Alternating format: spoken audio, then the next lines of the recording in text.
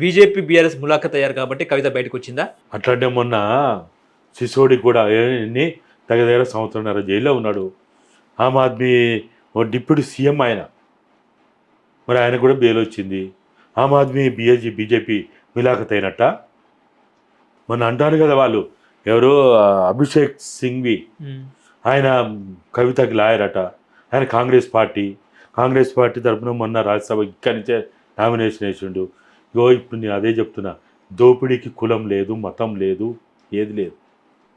ఈ దొంగలు అంతా ఒకటే. వాడు బీఆర్ఎస్లో ఉండని, బీజేపీలో ఉండని, కాంగ్రెస్లో ఉండని, కమ్యూనిస్ట్లో ఉండని, వాడు ఎక్కడన్నా ఉండని, ఏ పార్టీలోనే ఉండని, దొంగలు ఒక్క దగ్గరే వాళ్ళు మాట్లాడుకుంటారు. ఎవడు మాట్లాడుకుంటలేడు?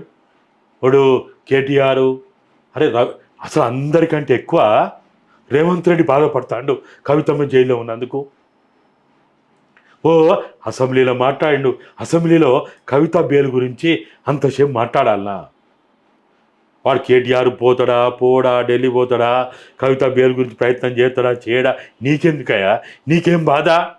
కవిత ఇంకొక 6 నెలలు జైల్లో ఉంటుంది. నీకు నష్టం ఏంది? నీ బాధ ఏంది అంటున్నా.